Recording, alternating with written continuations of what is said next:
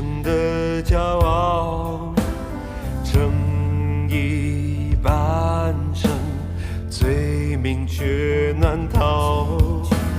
世外的风纷纷扰扰，真相已想不到，等命运的戏场。世界不明喜好，它无声的给我拥抱，煽情的话不讲，一切都重要。是谁放出的危险信号，只让你我刚好碰到，掉进全世界的战火中燃烧。谁在黎明动了手脚，你冷静地往身后跳，留在时光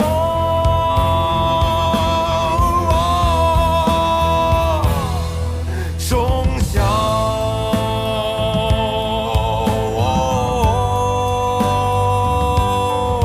中笑。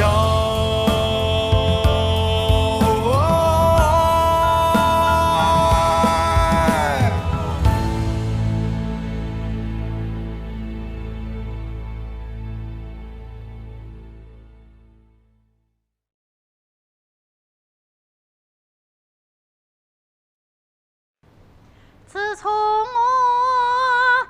东征西战，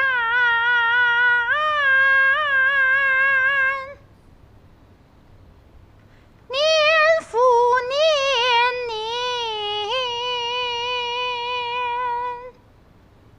恨之恨无道情，把生灵涂炭。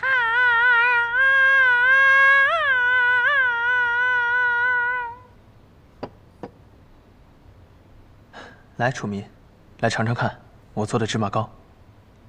不了，留给展司长吧，他工作的晚，给他当夜宵正好。你这个秘书当的不称职啊！展司长对芝麻过敏呢，我留了别的点心给他。怪不得，我还以为展司长不爱吃甜食呢。不是不吃，是外面啊，大多数点心都是用芝麻调馅儿，吃多了会起红疹子。哦，好，我记住了，下次一定留心。楚民，最近很少看你来公馆走动了，是被派去别馆了吗？没，展军长不喜欢陌生人在，他的公馆里没有什么人，除了他，也就是莫青小姐了。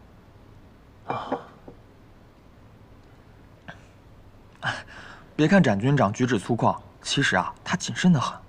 饮食呢，只吃张副官宴过的食物。张副官那可是跟了他10年的老人了，除了他，展军长谁也不信。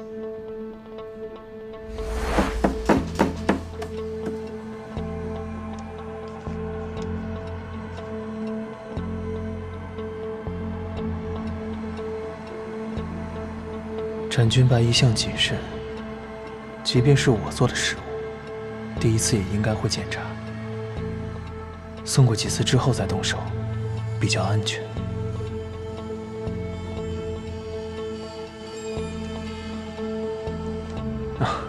原来如此，那看来我今儿个呀，这心意算是白费了。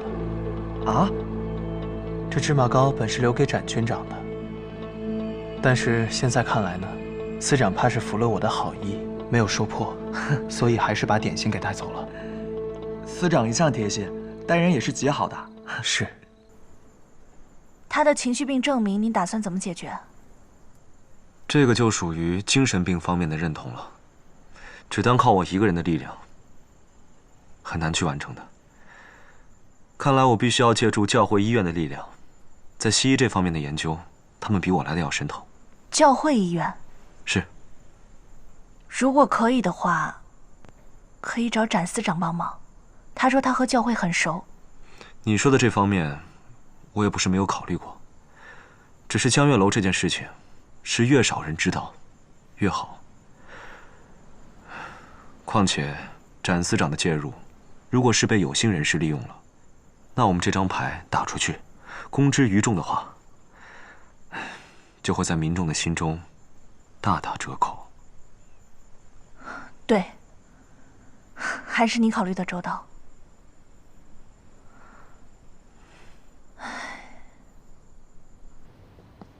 你就按我说的办，明白吗？好。聊什么呢？这么开心？甄司长，这楚民啊，夸您待人真诚，办事妥帖呢。哦，我来送这个月的财务报表。你们谈公事，先忙，我先上去。嗯。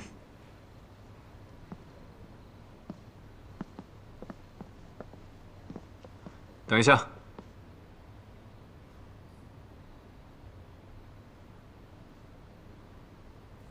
你送二叔的点心很不错，他很喜欢。那就好。坐。哦。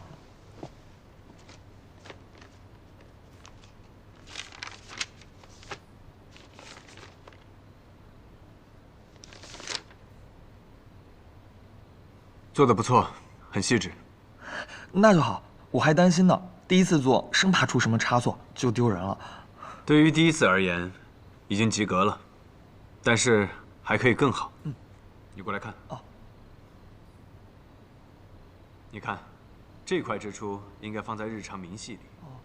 还有这行数据，应该用数列，会更一目了然。什么？那个蛇娘子是交易楼的母亲？这件事最好少问。那他就这么死了，没有招出警署的那间啊？怎么了？今天怎么对我的事这么感兴趣？没有啦，你不是前段时间为了泄露那个情报的事情都睡不好吗？人家想替你分忧。警署的事最好少问，也不要对外宣扬，免得惹祸上身。哦，知道啦。卖报卖报卖报卖报卖报卖报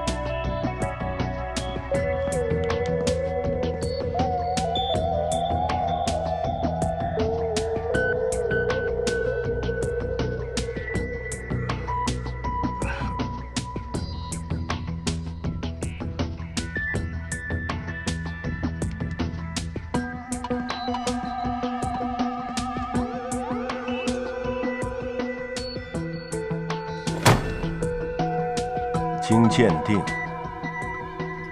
警署稽查科科长江月楼患有精神疾病，无法自如控制情绪，暴躁症状明显，对社会有一定的危害性，建议送医强制治疗。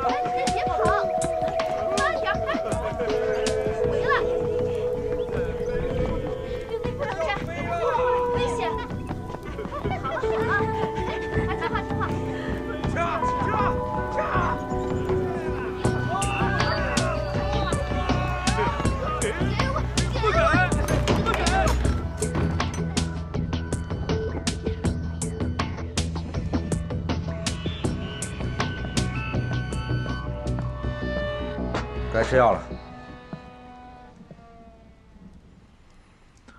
我没病，吃什么药？来这里的人都说自己没病。什么时候放我出去？等你痊愈的时候。哎，我的话你听不懂是不是？我再说一次，我没病，没病，没病啊！哎，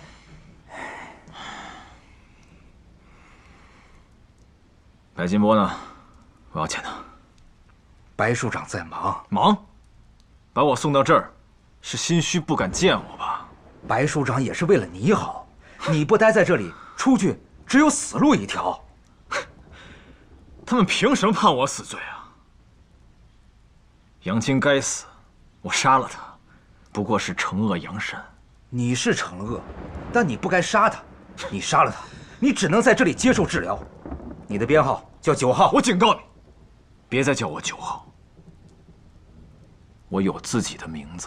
在这里，任何人没有名字，只有编号。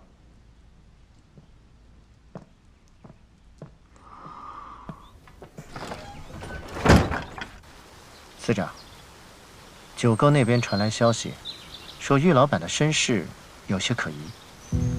玉老板自述他是西江人，全家被军阀灭口后，只剩他一个人。可是根据九哥得到的消息，当年的确有军阀入城，但入城的时间和玉老板所说的时间有些对不上，相差了半年。半年，季节正好相反，他素来仔细。这么重要的事情，应该不会记错。还有什么线索？时间太久了，不是太好打听。不过九哥还在查。如果他真的另有目的，目的无非2个，要么是财政司，要么是我。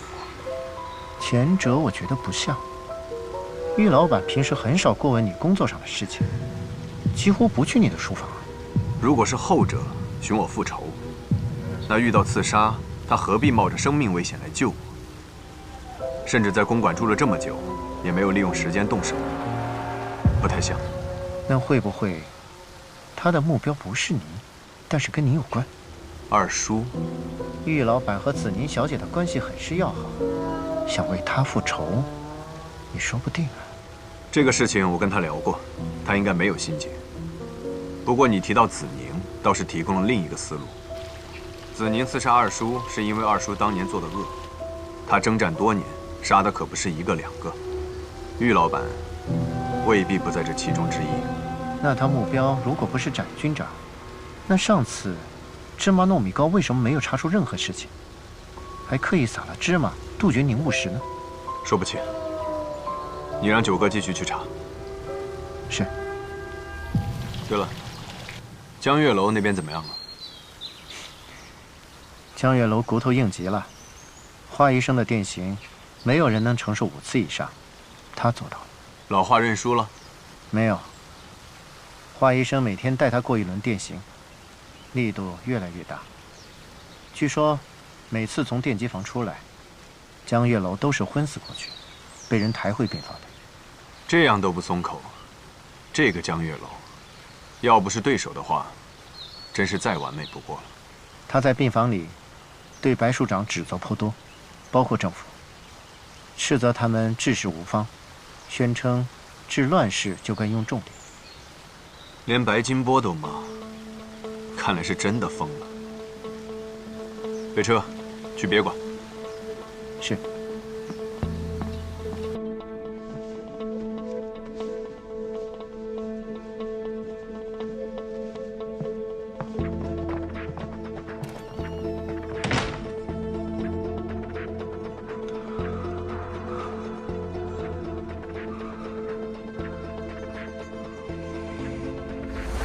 你这样做太离谱了，我不同意。没有更好的选择了。母亲死之前，一直提醒我要小心三爷。可是直到现在，我们还是没有任何关于三爷有价值的线索。那可以继续查呀，肯定有方法的。敌暗我明怎么查？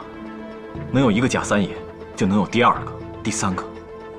真正的三爷一直隐藏在幕后，时时刻刻盯着我们，而我们的每一次出招，都在他的视线范围之内。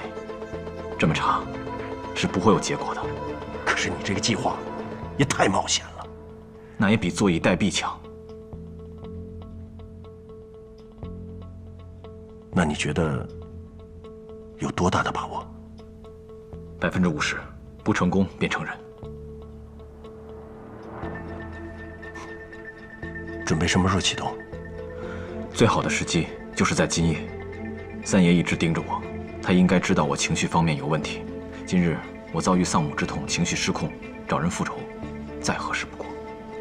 需要我怎么配合呢？安排杨晶一家连夜离开京城，改名换姓，不要再回来。另外，再找几个尸体，伪造案发现场。陈玉芝呢？也瞒着？瞒。这种情况下，他跟我走得太近，就会很危险。这个计划只有你我2人知道，您可以引导他往那条法规上想。他一定会找楚然帮忙，舆论造势。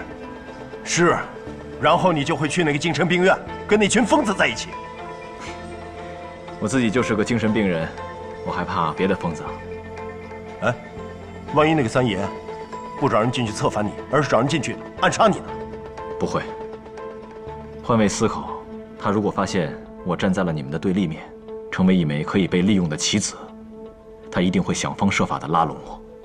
那你觉得他们要多久才能派人过来？三爷做事一向谨慎，我想他起码会用1周左右的时间来观察。哼，1周，这1周你会很辛苦的。只要能赢便值得。这1周，不但会有精神病院的人暗中盯着我，他应该还会安排其他人过来探视，看看我是不是真的疯了。其他人？陈玉芝？可能性最大。此外，楚然也不是不可能，以及赵墨清。楚然是你朋友，应该还说得过去。但是那个什么赵墨清的，他的哥哥也算是间接因为我而死，他早就对我恨之入骨，如今又傍上了展军长，趁此机会吹吹枕边风，置我于死地也不足为奇。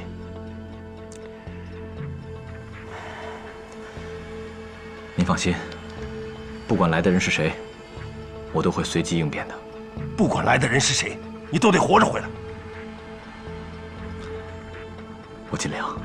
不是尽量，是一定。好，一定。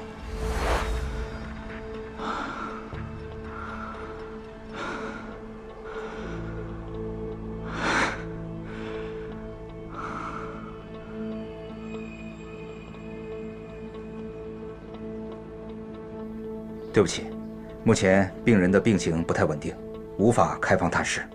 我可以不和他见面，只要能远远的看着就好。我只想确认他的状况。您是他什么人？朋友，最好的朋友。对不起，我没有权利给你例外，但你的探视请求我会上报给院长。等候通知吧。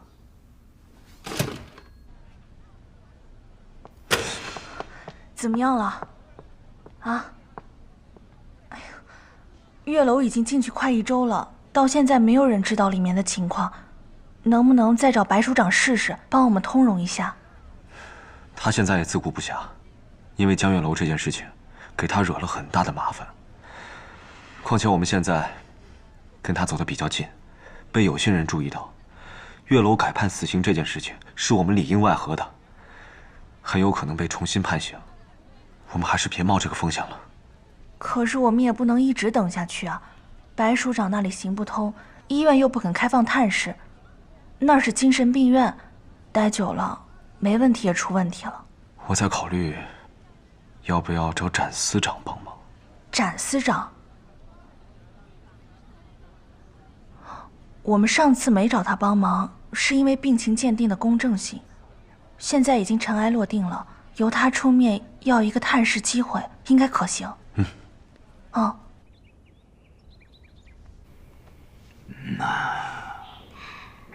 力道还行吗，爷？嗯，不错。来这边。嗯。爷。嗯。墨清想求您个事儿。怪不得今天那么温柔呢，原来是有事相求是吧？也不是什么难事儿。您帮我这么一个忙，我念您一辈子大恩。你说的这个事儿啊，是不是跟姓姜的有关呢？爷可真是厉害呢。爷，您过来坐。啊，好好。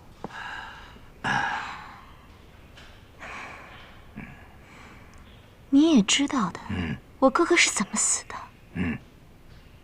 这个仇，我压在心里很久了。之前呢，为了顾全大局，我明白您的意图。可是现在他江月楼，不过是精神病院的一个疯子罢了。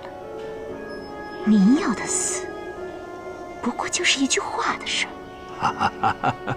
那是当然，不过，我现在暂时还不能让他死。现在不能死。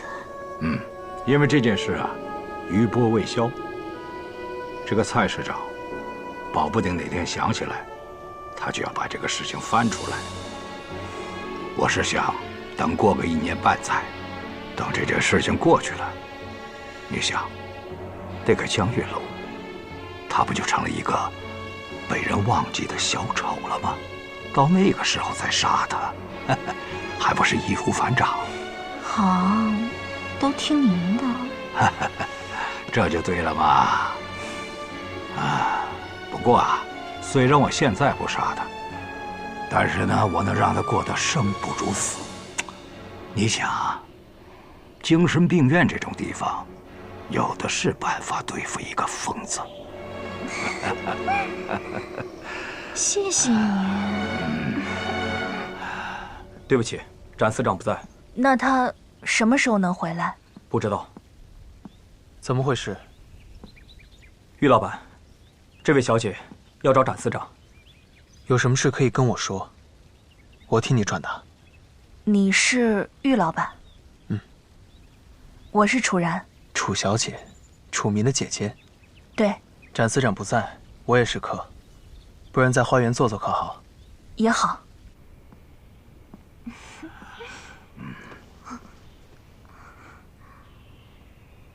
干嘛？君本又不是外人了啊！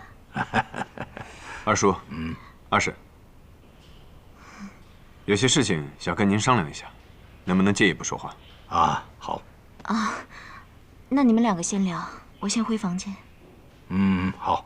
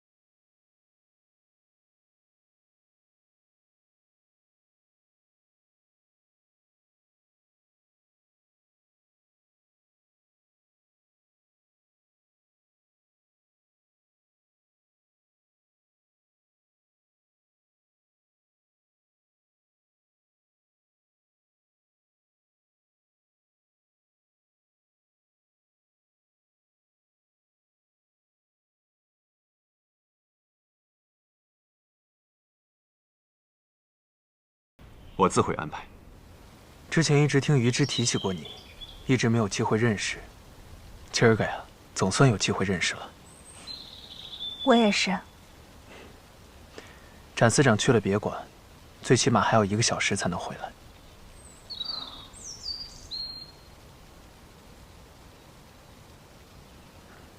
楚小姐今日可是为江科长而来的？是。月楼进了精神病院后，展司长有没有提起过他？这秋明提过一回，请示展司长要不要去探望。这展司长难得发了脾气，又训斥了秋明。他说，既然江月楼感冒天下之大不韪，公然杀人还不认罪，这样的人，不做朋友也罢。展司长这么说，是怕惹祸上身吗？那你可就太小看展司长了。他可是个不怕事的人。他之所以如此生气，还不是因为江科长的态度。你说一个警察，他不认为杀人犯法，视国法家规如无物，甚至叫嚣政府和警署，故意栽赃他有病，一副要与天下人为敌的样子。有的时候甚至挑战法治，甚至挑衅政权。而这样的人，展司长他十分不耻。月楼不是这样的人，他是有苦衷的。再有苦衷，这杀人都是事实。只怕楚小姐今日啊，要失望了。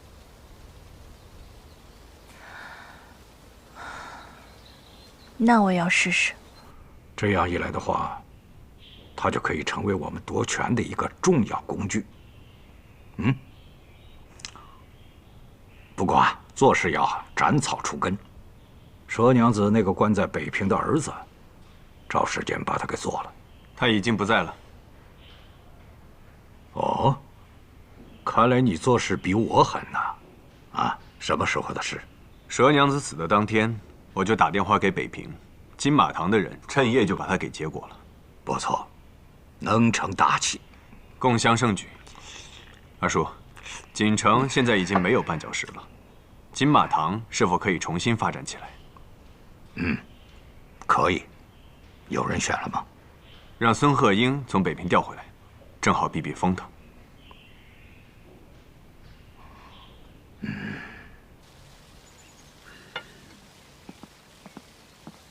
展司长回来了。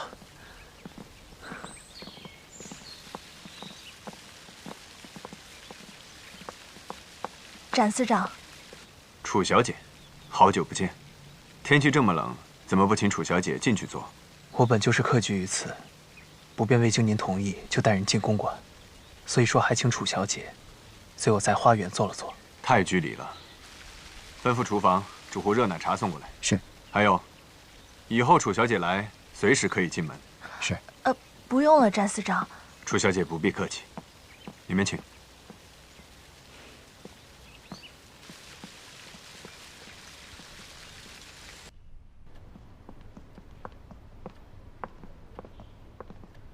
楚然姑娘，展司长，你们先聊，我先上去了。一会儿让秋明送杯奶茶上去。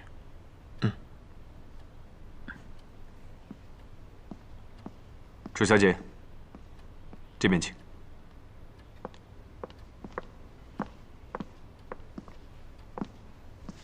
坐。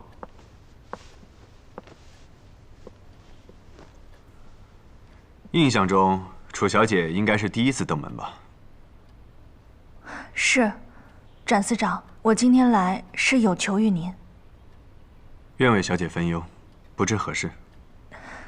您人脉广，能不能帮忙，让我们去探视一下江科长？果然是为了此事。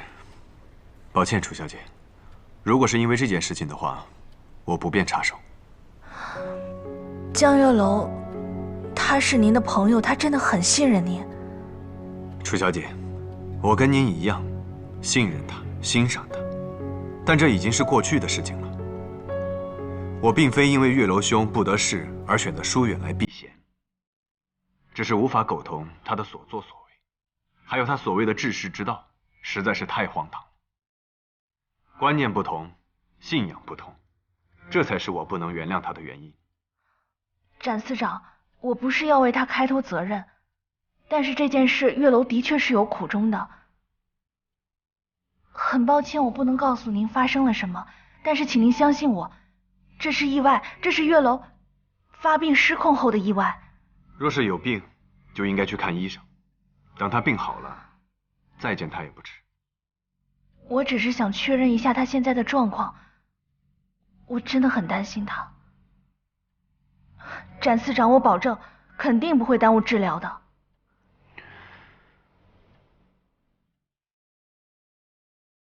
展司长，拜托了，展司长。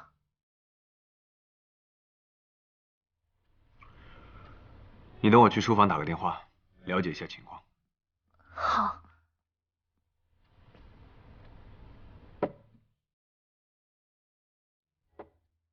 你先喝杯奶茶，暖暖身子。楚小姐，你先尝尝，这是厨房用鲜牛奶和红茶现煮的，很香甜。啊，谢谢。你等一下，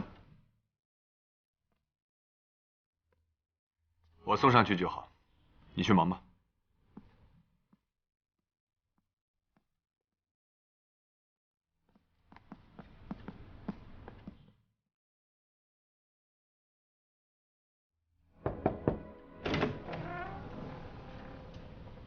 展司长，吹了半天冷风，暖暖身子。怎么还麻烦您亲自送过来啊？我正好去书房，就给你送上来了。谢谢展司长。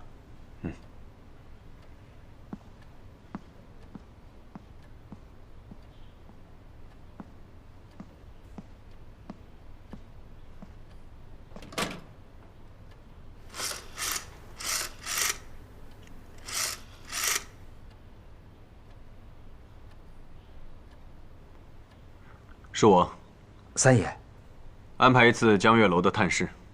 是，找一间单侧可以观察的房间，时间就定在明天上午。到时候我也会去，注意提前清场。好。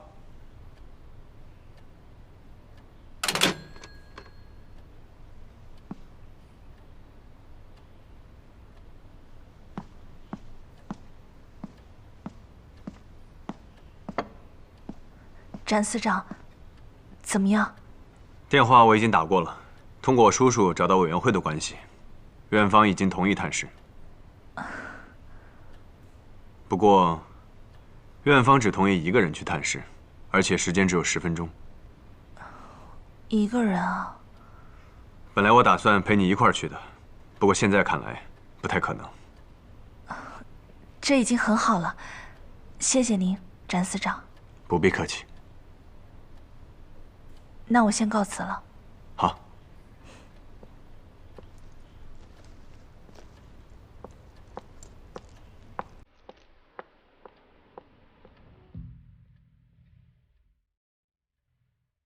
只能一个人去。对，时间定在明天早上10点，你可以从家出发，近一些。你不去？你去比我去更有用。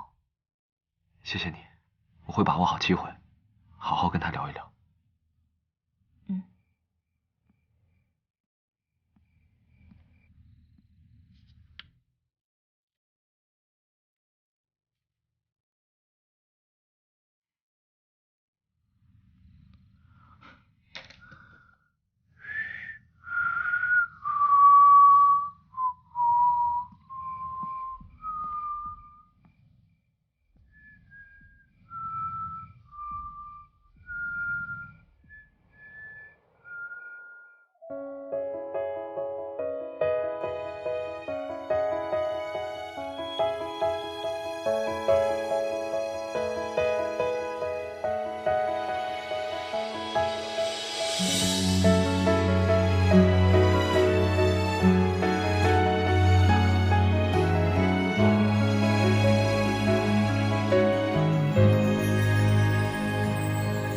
你在哪里的未来，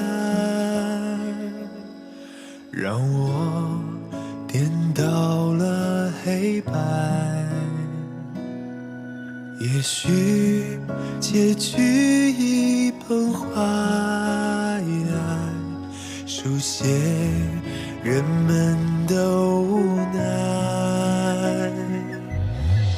故事开始，于是讽刺不能停止。无论胜败，虚伪表态，真话说不出来。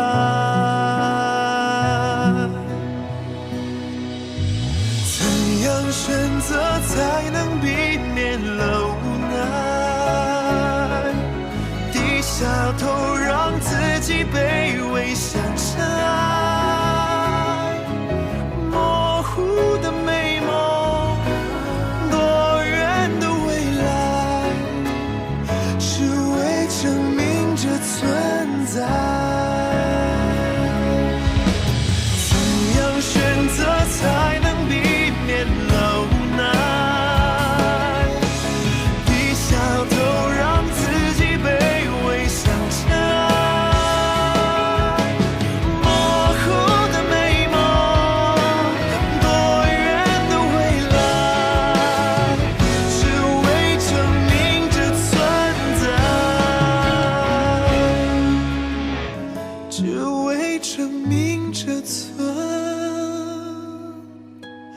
在。